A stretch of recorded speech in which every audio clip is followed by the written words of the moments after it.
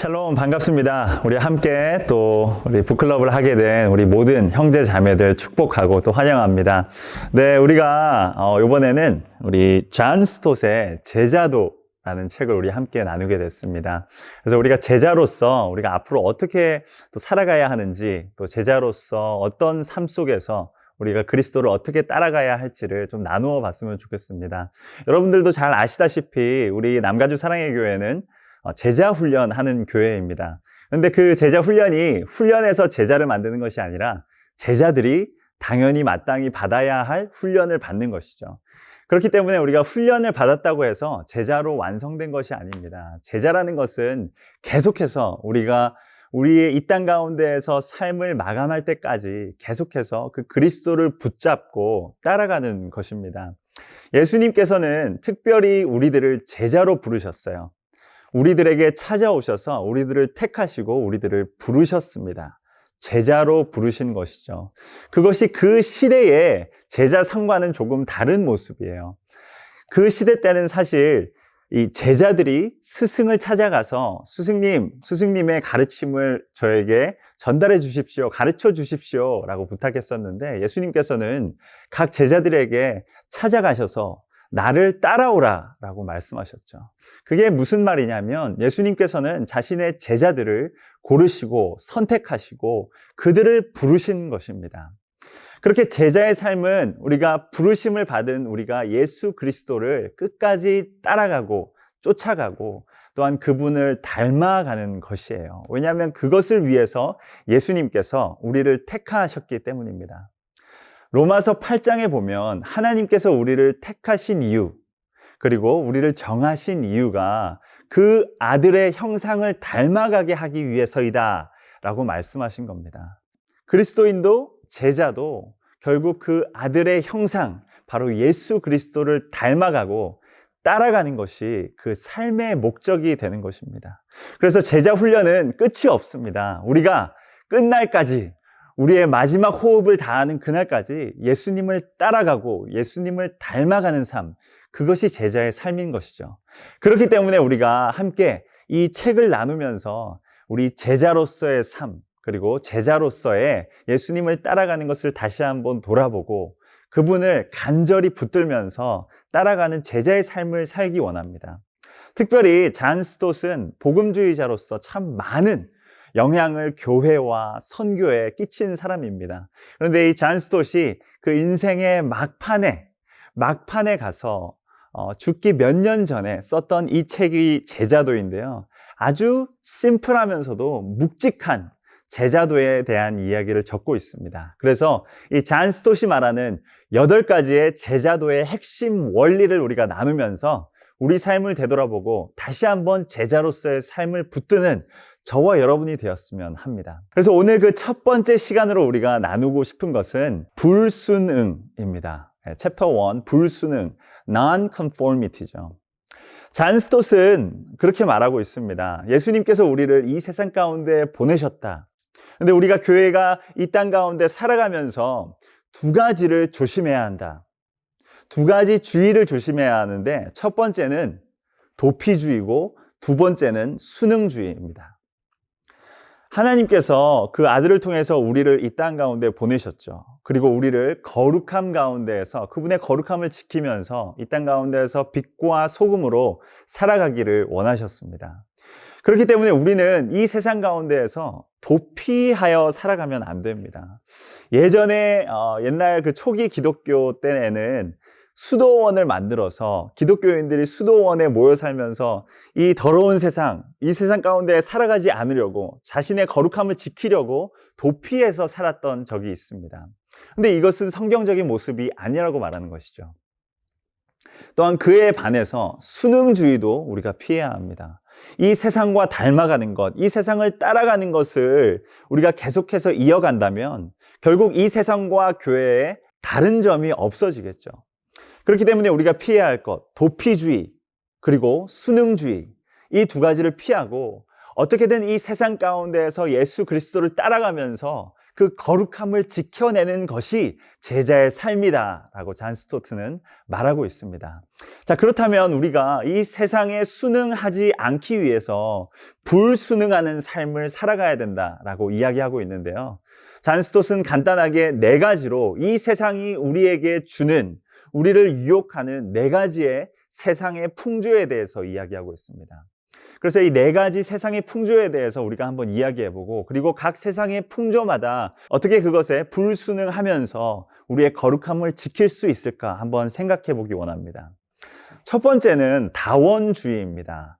Religious pluralism이라고 할 수 있겠습니다. 요즘 시대는 누구든 어떤 사람이든 자기가 말하는 것, 그것이 존중받기 원하고, 또 어떠한 종교이든 어떠한 단체이든 그들의 주장이 인정받고 같은 인권과 같은 상황과 조건 가운데에서 존중받아야 된다라고 이야기를 하죠. 네, 맞는 이야기입니다. 하지만 우리 기독교는 결국 우리 예수 그리스도의 유일성을 믿는 사람들입니다.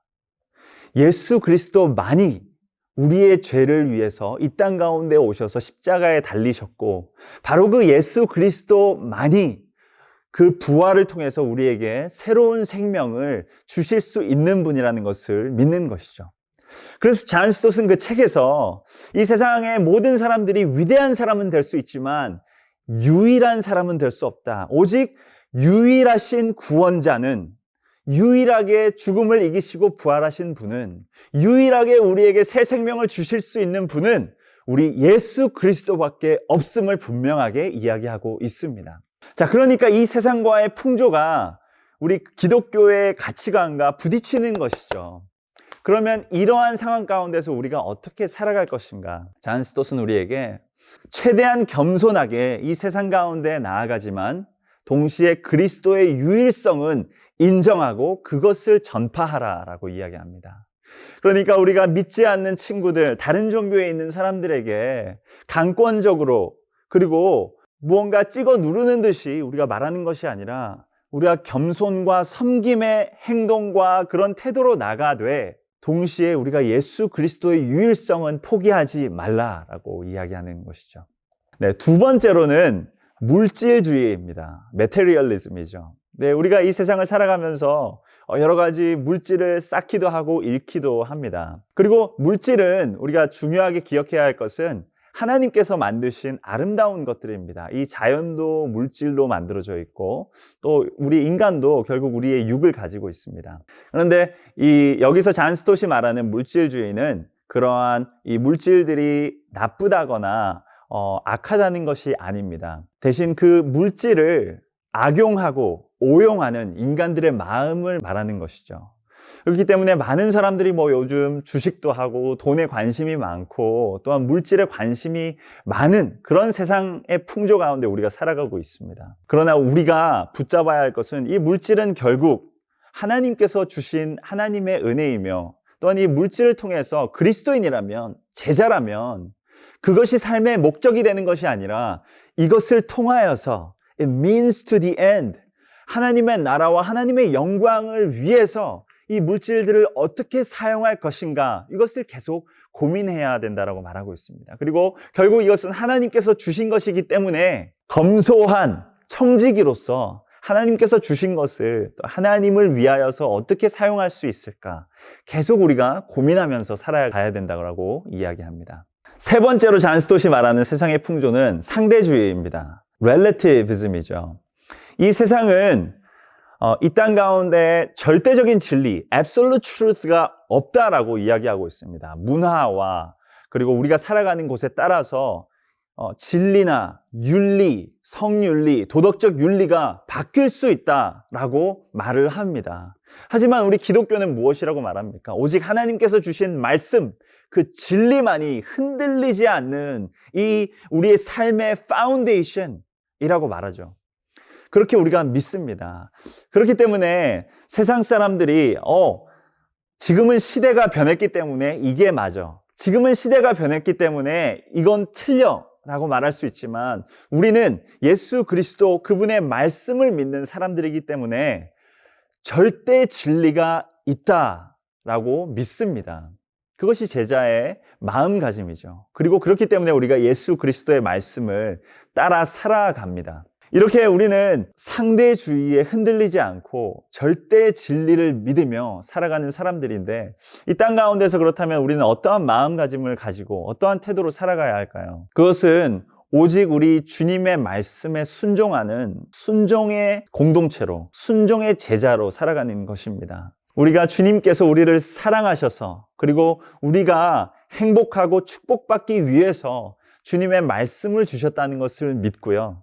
그 말씀만을 따라가는 것이 진정한 제자인 줄 믿습니다. 그분이 따라가시는 그 길을 따라가는 것은 그분의 음성에 반응해서 그분이 가시는 길을 우리도 뚜벅뚜벅 한 걸음 가는 것입니다.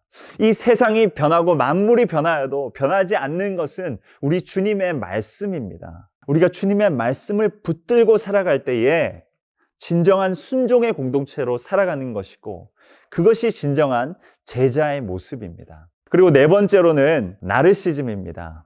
요즘 세상이 자기 자신을 사랑하는 것을 너무나 강조하죠. 내 중심으로 돌아가는 세상 가운데 살아가고 있습니다. 근데 이 세상 가운데에서 내 자신밖에 안 보이고 내 자신만을 사랑하고 내 자신의 모든 것을 맞추다 보니까 주변 사람들, 주변 것들은 다들 중요하지 않게 바라보게 되고 그들을 향한 사랑이 점점 더 식어갑니다. 예수 그리스도께서는 우리에게 분명히 하나님을 사랑하되 또한 동시에 우리들의 이웃을 우리들의 몸같이 사랑하라 라고 말씀하셨습니다. 우리가 사랑을 잃는다면 제자가 아닌 것이죠. 성경에서도 분명히 우리가 제자인 것을 우리가 사랑하는 그 모습을 통해서 알 수 있다라고 이야기합니다. 그렇기에 우리는 내 자신의 사랑, 내 안을 향하고 있는 이 사랑의 방향을 바꾸어서 우리의 사랑을 밖으로 분출해야 합니다.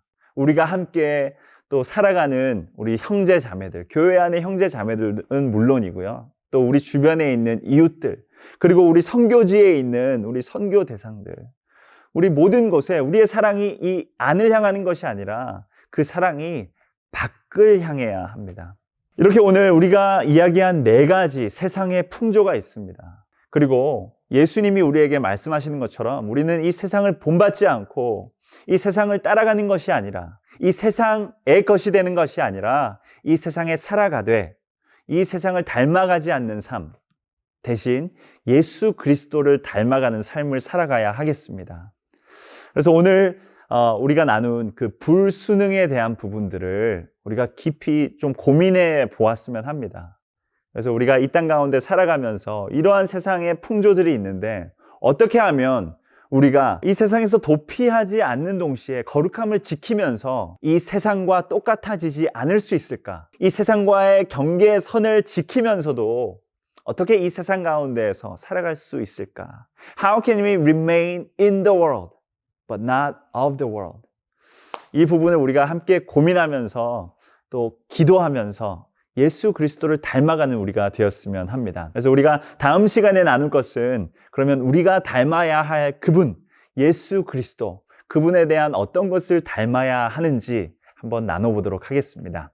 그러면 우리 다음 시간에 다시 만나도록 하겠습니다.